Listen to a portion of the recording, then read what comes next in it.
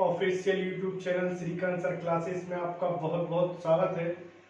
आज हम इस वीडियो के अंतर्गत देखने वाले हैं पौधों के प्रकार क्षेत्रों के आधार पर कि मरुद्भिद पौधे कहाँ पे पाए जाते हैं, समुद्रभिद पौधे कहाँ पर पाए जाते हैं, जलोद्भिद पौधे मतलब जो जल में रहते हैं, लवणोद्भिद पौधे।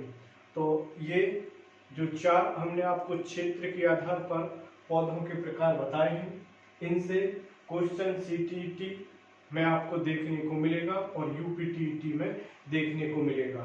तो बताते हैं कि क्षेत्र के आधार पर पौधों के प्रकार। क्षेत्र के आधार पर पौधों के प्रकार। क्षेत्र के आधार पर पौधों के प्रकार।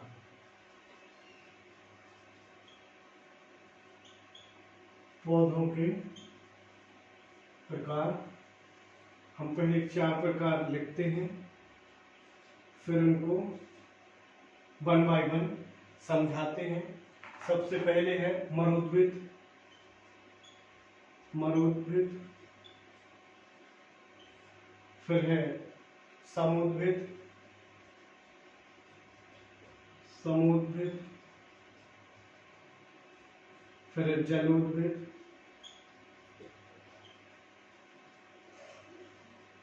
जलोद्भिद के बाद में लवणोद्भिद। लवणोद्भिद, ये हमने आपको बताया क्षेत्र के आधार पर। सबसे पहले देखते हैं कि मरुद्भिद जो पौधे हैं किस स्थान पर पाए जाते हैं, इनकी जड़ें और पत्तियां कैसी होती हैं और उनके देखते हैं हम एग्जाम्पल। सबसे पहले तो देखते हैं हम किस स्थान पर पाए जाते हैं, तो हमारी हेडिंग पड़ेगी स्थान, और स्थान के बाद में देखते हैं कि यह इनकी जो जड़ें हैं वो लंबी होती हैं या कम लंबी होती हैं या छोटी होती हैं, और इनकी पत्तियां कैसी होती हैं और इनके उदाहरण कौन कौन से हैं। स्थान है राजस्थान। राजस्थान इनकी जो जड़ें हैं वो लंबी होती हैं, इनकी पत्तियां छोटी, कांटों का रूप और बाष्पोत्सर्जन कम या ना के बराबर होता है। इनकी पत्तियां छोटी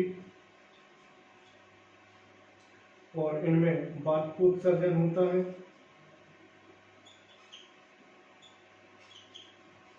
इनमें बाष्पोत्सर्जन होता है, ये कम या ना के बराबर, कम या ना के बराबर होता है बाष्पोत्सर्जन। और इनकी जो पत्तियां हैं कांटों का रूप ले लेती हैं। इनकी जो पत्तियां हैं कांटों का रूप, कांटों का रूप ले लेती हैं। हम उदाहरण में देखते हैं मरुद्भिद जो पौधे हैं उनके एग्जाम्पल देखते हैं। बबूल, किंकर और कैक्टस, जिसको हम कह सकते हैं नागफनी। सबसे पहले एग्जाम्पल देखते हैं नागफनी, फिर है बबूल और फिर है किंकर। ये आपने देखे मरुद्भिद पौधे के बारे में इतनी जानकारियां आपने देखी। मरुद्भिद स्थान राजस्थान में पाए जाते हैं, इनकी जड़ें लंबी होती हैं, इनकी पत्तियां छोटी होती हैं, बाष्पोत्सर्जन कम या ना के बराबर होता है, कांटों का रूप ले लेती हैं कौन पत्तियां। अब यदि कांटों का रूप ले रही हैं पत्तियां तो नागफनी इसका एग्जाम्पल होगा। फिर इसमें बबूल आ जाएगा और फिर कीकर, मतलब जो कांटे रहते हैं वो पत्तियां आप देखिएगा कांटे जैसे लगे हुए हैं, बबूल में कांटे रहते हैं तो पत्तियां ही आगे जाके कांटों का रूप ले लेती हैं। तो ये हमने आपको बताया मरुद्भिद। अब देखते हैं हम समुद्रभिद। सेकंड नंबर पे देखते हैं समुद्रभिद। ये आते हैं, इनकी जो पत्तियां हैं ये बड़ी रहेंगी, चौड़ी रहेंगी और तना ठोस और शाखा युक्त रहेगा। उदाहरण के लिए मक्का है, टमाटर है, गेहूं है और धान है। तो समुद्भिद इसको हम रफ करते हैं और रफ करने के बाद में बताते हैं समुद्भिद। समुद्भिद आपको समझ में आ रहा होगा, कोई कठिन इतना है नहीं। सेकंड, समुद्भिद। समुद्भिद में है कि इनका जो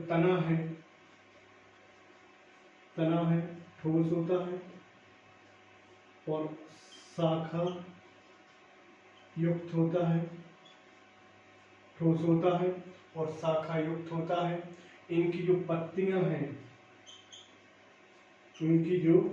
पत्तियां हैं, वो रहेंगी लंबी, चौड़ी। इनकी पत्तियां जो है वो लंबी रहेंगी, चौड़ी रहेंगी और पतली भी रहेंगी। अब इनके एग्जाम्पल देखते हैं। इनके एग्जाम्पल में सबसे पहले मक्का है, टमाटर है, गेहूं और धान है। टमाटर को अलग कर लो तो आप सबसे पहले देखो गेहूं,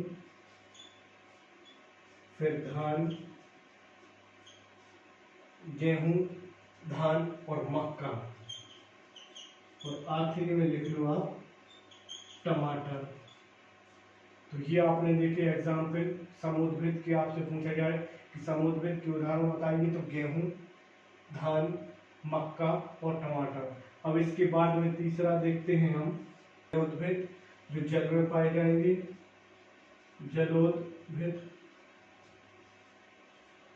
जलोद्भिद जो जल में पाए जाएंगे।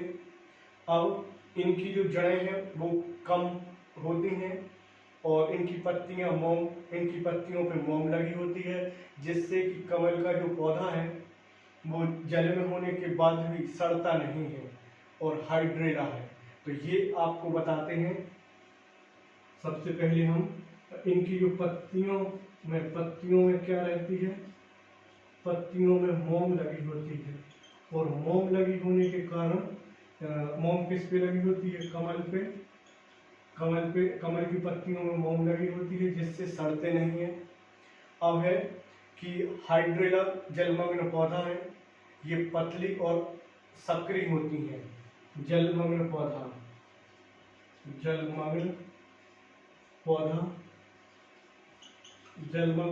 कौन सा है? जलमग्न पौधा जो है हाइड्रेला है।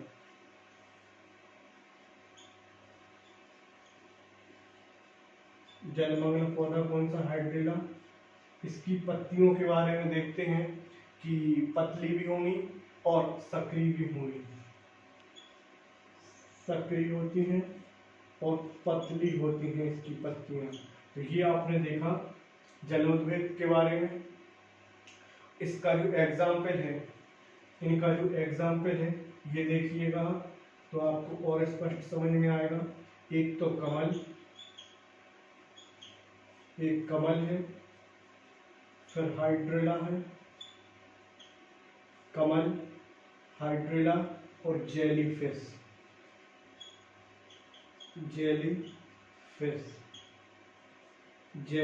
है। एक तो कमल है, दूसरा हाइड्रेला है और फिर है जेलीफिश। ये एग्जाम्पल है जो कि जल में पाए जाने वाले पौधे हैं। इनकी पत्तियों पे मोम की परत पाई जाती है, जिससे सड़ते नहीं है। जैसे कि एग्जाम्पल में ले लिया कमल। जलमग्न पौधा हाइड्रेला है, इसकी पत्तियां सक्रिय और पतली होती हैं। एग्जाम्पल जलोद्भिद की जो एग्जाम्पल्स हैं, आप कमल ले सकते हो, हाइड्रेला है और जेलीफिश है। अब इसके बाद में आखिरी में आता है लवणोद्भिद। मतलब कि ये उस स्थानों पर पाया जाएगा जहां पर दलदली क्षेत्र पाया जाएगा। जैसे कि इसका एक एग्जाम्पल आता है कोलकाता का मैंग्रोव वन, जो कि कोलकाता पश्चिम बंगाल में है। और यहाँ पर काले घने जंगल भी पाए जाते हैं और ये दलदली क्षेत्रों के लिए फेमस है। तो अब देखते हैं हम जलोद्भिद पौधे। तो ये क्षेत्र हमने आपको बताया ही है कि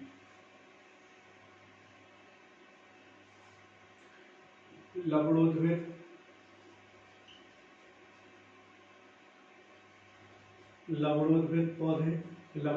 पौधे में हमने आपको बताया है कि यह किस क्षेत्र में पाए जाते हैं। क्षेत्र के बाद में हमने इनकी जड़ों के बारे में आपको बताया, नहीं बताया तो बता देंगे अब भी। और उसके अलावा इसके उदाहरण देखते हैं। बस 3 पॉइंट हैं जो आपको महत्वपूर्ण है। क्षेत्र है, दलदली क्षेत्र में पाए जाते हैं। ये दलदली क्षेत्र में पाए जाते हैं। इनकी जो जड़ें हैं ये जमीन से ऊपर रहती हैं, जिससे कि वायु ले सके। इनकी जड़ें जमीन से ऊपर होती हैं, जिससे कि ये वायु ले सकें। अब एग्जाम्पल के लिए आप इनके एग्जाम्पल लिखिए। सबसे पहला है सुंदरवन का डेल्टा। सुंदरवन क्या है? एक डेल्टा है। सुंदरवन क्या है? डेल्टा है। सुंदरवन कहाँ पे है? तो ये कोलकाता। सुंदरवन कहाँ पे है? कोलकाता जो कि पड़ता है पश्चिम बंगाल में। पश्चिम बंगाल में। और यहीं पे मैंग्रोव नामक वन पाए जाते हैं। मैंग्रोव के वन पाए जाते हैं, या इन्हीं पे ब्लैक फॉरेस्ट पाए जाते हैं। काले घने जंगल पाए जाते हैं, ब्लैक फॉरेस्ट। तो ये देखा आपने। इसको एक बार और बताते हैं। लवणोद्भिद पौधे क्षेत्र है, दलदली भूमि में पाए जाते हैं। जड़ें इनकी जमीन से ऊपर होती हैं, वायु ले सकें। उदाहरण है सुंदरवन का डेल्टा, जो कि कोलकाता और पश्चिम बंगाल